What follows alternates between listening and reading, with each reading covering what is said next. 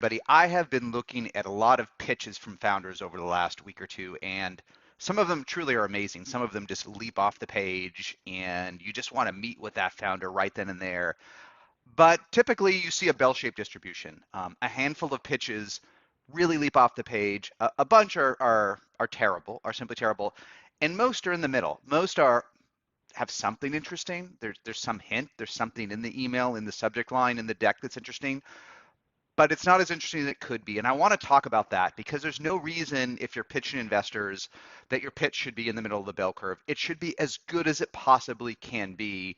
And I wanted to review 16 rookie errors that I see founders make again and again when pitching investors, where there's no need to make these mistakes. And if you fix these mistakes, if you don't make them, you're going to go up that distribution. You're going to be in that top 10% of pitches where folks really want to meet with you. The first one, it's really a combination of 2 points, which is that cold emails work, but they have to be awesome. And we recently did the new venture at SaaStr a little while ago. We had some top VCs, Aileen Lee from Cowboy, Keith Raboy, David Sachs, Christoph Jantz, the Forbes Midas list, three of the top VCs in the world. They all came and shared their learnings, and you can see them on YouTube on newventure.com. And what was interesting is the ones that I interviewed, the top VCs that I talked to, said they all read almost all their inbound emails. And this is contrary to many of the advice you get on the internet, where you need a warm intro, you need to know the right people, you need to have gone to Stanford or been in the right accelerator. And those things, there's no question that helps. Fair or not, discriminatory or not, having social proof, having proof that you might be great helps.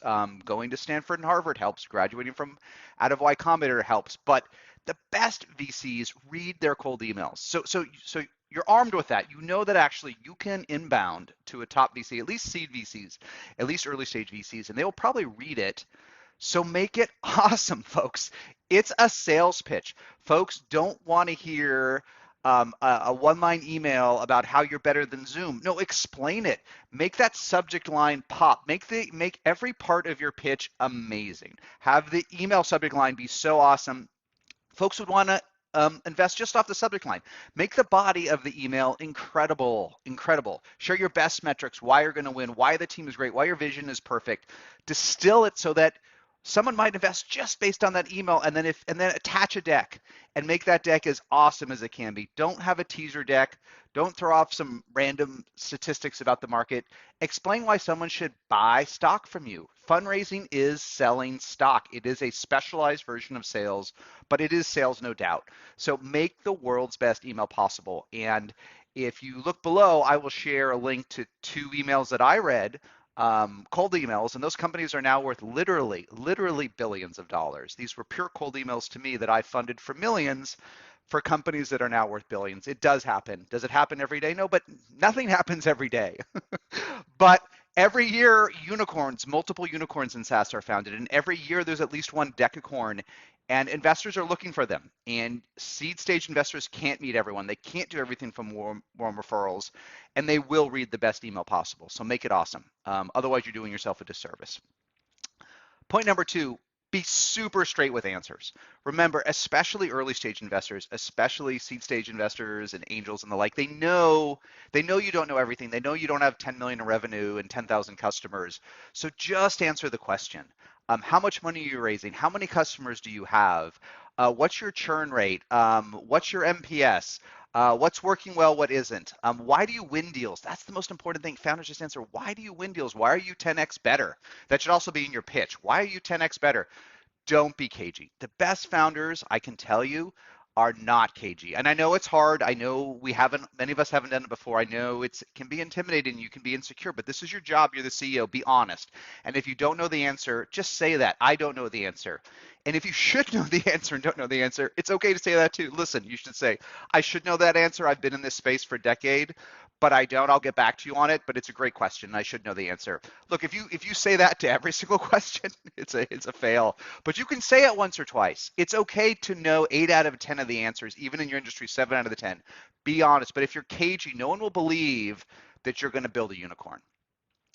Mistake number 3, and this happens more often later in the process and more often in in-person meetings than Zooms these days, but it still happens all the time. Don't bring the wrong people with you, and don't put them in your slide deck either. Advisors are great, mentors are great, angels are great, but they're not your team. Do not drag your advisor, someone you're paying shares for to help you raise money, to the investor pitch. Um, a few folks will challenge this, but the reality is investors want to meet the founders, and particularly the CEO, but the founders. That's who they're betting in. It's usually at least 50% of the bet, always, and especially early stage. So don't bring people who aren't part of the long-term team. Don't bring people who aren't writing code, who aren't making decisions, who aren't talking to customers.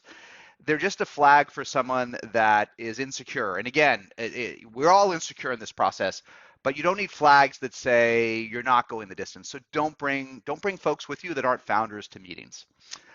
Next point, and I know this sounds simple, and I actually know you'll hear contrary advice from incubators and accelerators, but you'll see most of the best investors that are live with on Twitter agree with me, which is send the deck. Send the deck ahead of time, send it quickly, and send all of it. Remember, you're in sales, or at least in fundraising, someone's on sales. Now later, when you build the hottest unicorn, when you build the next Zoom and Slack and Twilio and Datadog, when it's later stage, you will build a data room, and you will put all your documents in there and your financial statements, which may even be audited then, and all your cohort data and everything, and you will allow 20 or 30 investors a week, 2 weeks to log into a carefully constructed data room that's password protected, review the data, and make an offer, make a bid. You may be collecting term sheets, 2, 5, 10, or more when you're the hottest late stage company, but that is rarely, it is rarely the way it works early. In late stage, often the investors are in sales, but if you're in sales, if you're the founder, if you're the CEO in sales, make it easy on them. This is true of any sales. So send the deck. Don't send a teaser deck. Don't send a doc send or a password protected deck. Look, it's nice to have the doc send. It's nice to have all the data and see who's looking at what. Of course, it's fascinating, but don't do it. Don't do it. If you want to embed a Mixmax link, that's a much better way to do it because it can silently track who's doing what, but don't create gates.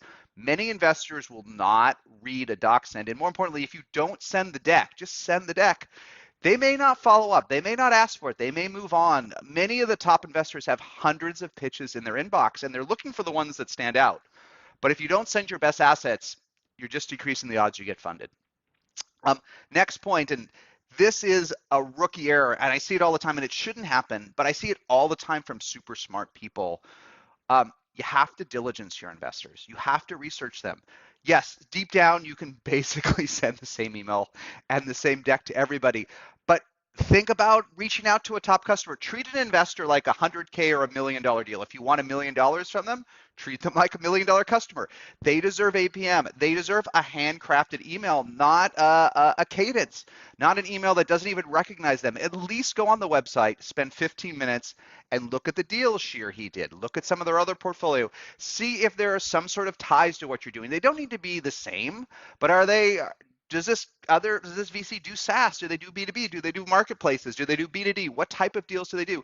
How is your company at least vaguely similar to an investment they have to done? It doesn't have to be the same, and VCs don't want to make competitive investments, but is the deal size similar? Is the type of vertical similar? Is the type of buyer? Is the type of non-obviousness similar? Just make a personal connection, and the best way to do it with VC is with a portfolio company they love, because portfolio companies are like VC's kids, sort of. They love to talk about especially a successful one. I mean, if a VC has a decacorn in her portfolio, she'll never stop. She or he will never stop talking about it. So compare how your startup was like that Datadog or Twilio or Workday or Zoom or whatever it was in the early days. Show that connection, and there's a 10 times higher chance you'll make a connection. And worse, when you don't do it, when it's clear that email is just going to 40 people, the best VCs have too many, and they don't follow up. So you have to personalize, and you have to do your diligence and ABM it and get to know those VCs. Next one. You do need to educate most investors on your space. Most of them will not really understand what you're doing and why you're doing it and how it works, but not too much. Don't waste time. Don't waste slides in your deck. Don't waste space in your email educating VCs too much in industry. Think about 2 slides, and 2 lines and 2 sentences is enough. Okay, if a VC's never done an investment even remotely similar, they probably won't again. But summarize the industry in 2 sentences. Why is the content marketing industry changing? Why is travel changing? Why is application performance management changing? Why or whatever changing? Just summarize it in 2 sentences. Summarize it ideally in one slide, but two max. We do not need to hear the history of your industry since the 17th century, since the days of mainframes. It's too much, and it is accidentally condescending. VCs at least like to think they understand industries, even when they don't. So forget the decades of history, forget the workplace of the future. Just summarize quickly what's changed and why you matter. Okay, the next two are a bit of a Goldilocks, but you need to be careful about going in too strong with VCs, but also going in too weak. So let me explain. If you go in super strong, and people get this advice, and act as if you have 10 offers, that you're the hottest startup out there. If it's true, and that's your thing, and you like to go in a little heavy, do it. By all means, go in strong. If you have 2 term sheets on terms you like, you can be a little aggressive on the third. You can say, I need an offer by Friday, by tomorrow, by this afternoon.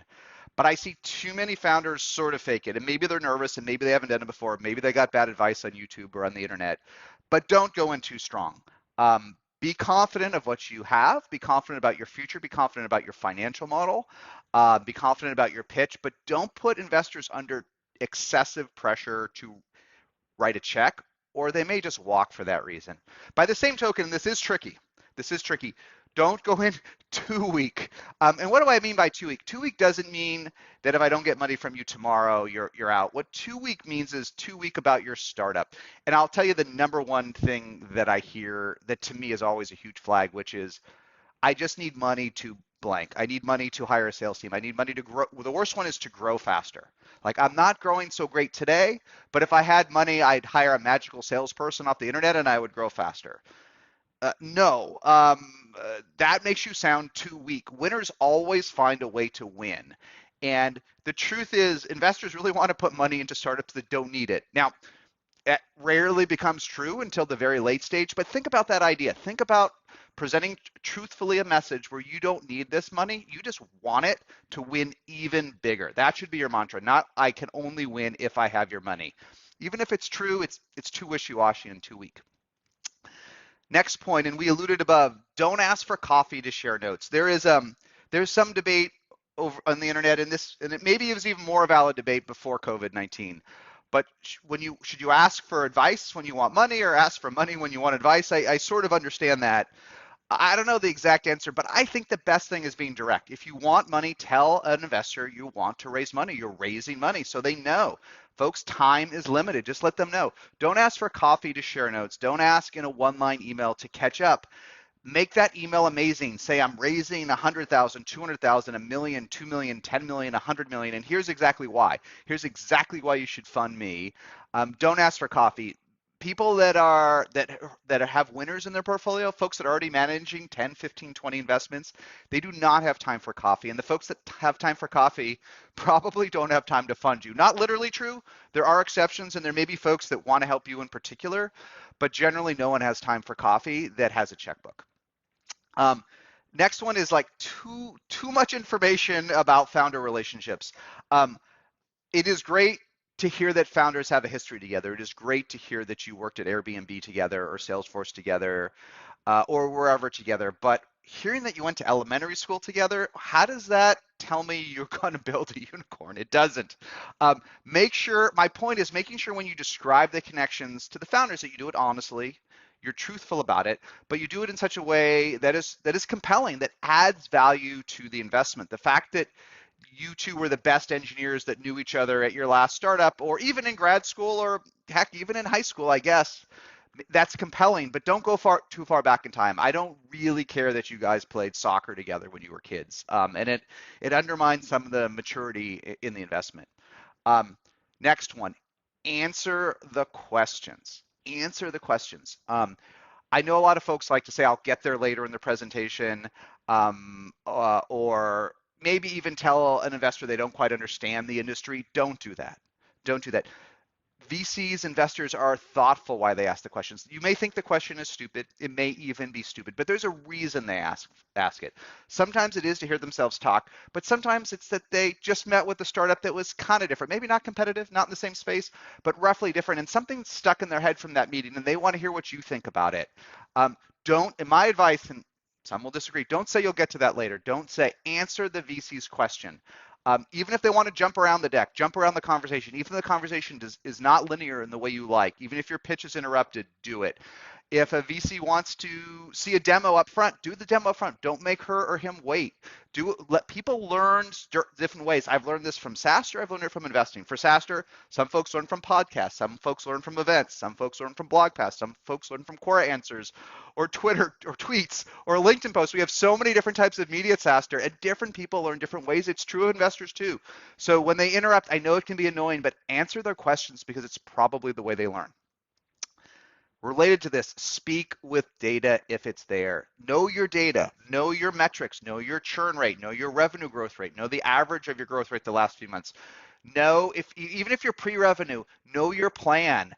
Linda, Bob, Jay, Jane, what's your revenue going to be at the end of this year? How many customers will you have? You have to know these numbers. You have to know your model cold. It does not have to be perfect or perfectly accurate, but you need to speak with data when you can. Related to that, make sure you know what the stories underneath the data. Okay, great. You have 14 customers. How did you find those 14 customers?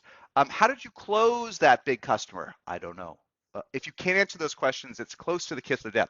So speak with data and know the stories behind that data. So you are the master of wherever your company is, 1 customer, 10 customers, 1,000. You should be the master of how you got there and what the underlying both quantitative and qualitative factors are. Next one, claiming things that aren't quite true. And what I mean in particular, there's a lot of things. Be scrupulously true. Speak positively, but most importantly, don't claim things like pilots, don't claim things like unpaid users, don't claim things like free users are customers or revenue that aren't. Claim they are what they are. If half your revenue is from pilots, then just say that. Say I have 4 customers that are paying, 4 that are paying but pilots, they're short pilots, and 4 unpaid pilots. Okay, I get it. 4 paying, 4 paid pilots, 4 unpaid pilots, but don't say you have 12 customers. I got to tell you, most founders do this, and it does them a disservice. It instantly undermines your credibility. Okay, you have 12, because imagine the narrative. Oh, you have 12 customers. Jay, that's great. Okay, 12 customers, but how does that roll up into your revenue? Well, actually, only 8 are paying. Oh, only 8 of your, so are they customers? Only 8 customers are paying. Oh, but only 4 of them are pilots that don't start till next month. It doesn't add up. Don't exaggerate your revenue. It's early. Just speak the truth. Speak the truth, especially about everything, but especially about your customer data. Be clear what a user is, what a pilot is, what an unpaid pilot is. A customer. Customer is someone that gives you real money right now for your product. And just be true about the rest of it. Again, you can stack it. I have this many customers, this many pilots, this many unpaid free users. That's fine. They're all good. They have different values. Customers count more than pilots, and pilots count more than free trials, but they all have value. So just share it. And related to that, don't hide anything. It's the flip side. Don't hide anything. Whatever the bad news is in the fundraising, maybe you can get away with hiding some of it, but most of it will come back to bite you. Most of it truly would. So whatever the bad news is, at least bring it out by the second meeting. Okay, last 2 of these 16 mistakes I heard, and this penultimate one, I hear it again and again, and I know it's a sign of nervousness sometimes, and that's okay, but oftentimes it's a sign of not a great founder, which is not understanding the competitive landscape. You have to understand the competitive landscape. The best founders are thinking all the time about their market. The big competitors, if you compete with Zoom, then they know everything about Zoom. They know every single thing about Zoom. They also know everything about the new Zoom competitor that just launched on Product Hunt that's even smaller than them. They know their landscape cold. It's not necessarily because they obsess about competition. Some of us obsess more, some of us obsess less, but they know that you learn from the competition. It's one of the best ways we learn. Almost no software categories are new. We're iterating on old categories. Zoom is not the first web conferencing. Salesforce is not the first CRM. Again and again and again, very few categories are new, so we have to learn from the competition. And the best founders know their competition cold. And related to that, they don't belittle the competition. You should know what they're good at. Be flattering for what they're good at, and do it truthfully. Don't make it a throwaway line. Say, yeah, you know what? Everything about Zoom is awesome. This is one of the most iconic cloud companies of our lifetimes. Having said that, Zoom's focus is not on healthcare. Okay, I don't even know if that's true, but if you just said that to me, that's a great way to position yourself in the landscape. Zoom's great at everything, but they don't focus on healthcare. Zoom's great on everything, but they don't focus on 1,000+ seat deals. Whatever it is, that makes sense, and that shows you know your landscape cold, and it also shows you're respectful. I didn't denigrate Zoom. I didn't say their technology's terrible, the audio's awful. I didn't mock them, and great founders never do it. Great founders respect the ones that came before them, even if they're going to kill them in the marketplace. They know it's not going to happen overnight, and they know that even if the technology is terrible, which it rarely is, customers may not care. Salesforce is over 20 years old. Salesforce launched in the late 90s. I mean, this is a 20-something-year-old piece of software. I meet with a lot of founders that poke at Salesforce as a piece of software. They don't get it. Customers love Salesforce. Salesforce just closed its largest 9-figure deal ever. That's because customers love it. So the best founders are very respectful of the competition, and they know it cold. And here's my last tip. And it goes back to the first one about making that email perfect, about making the subject line perfect of the email, about making the email body perfect, about making the deck perfect, about making it the best sales pitch possible. Assuming you've gotten anybody's attention, here's my final exercise, and it always works. When you put together a deck, an investor deck for potential investors, make sure the first slide sells the deal. Now you could have a title slide, but I mean the second slide, the first substantive slide. Whether you need 5 bullet points or 4, or maybe it's too texty and you need 10, which of course we all hate, but assume that the whole deal, the whole value proposition can be subsumed into one slide. Of course it can. You are just an investment property at the end of the day. Summarize it. Hi, our name is, Goom, Doom, Vloom, whatever it is, the next Zoom. We have 21 customers. Our ACV is $1,100. We're growing 18% a month. We have 4 co-founders. We've raised $500,000 to date, and we want to grow 400% this year. We've spent $0 on marketing. That's pretty cool right there, okay? That slide almost literally sells the company. Try it. You're going to say you can't do it, but if you spend an hour and then you put it aside and you come back the next day and you come back later, you're going to find you can distill the entire reason to invest your company in that first slide. And then slides 2 through 20, 2 through 40, hopefully it's not too long. They're really just back up to explain those bullet points and why folks should involve, but sell it all in one slide. Force yourself to do it, not go for coffees, and you're going to push yourself. Instead of being in the middle of that bell curve with a great startup, you're going to be a great startup with a great pitch. That's going to dramatically increase the odds that you get funded, even if it's off a cold email.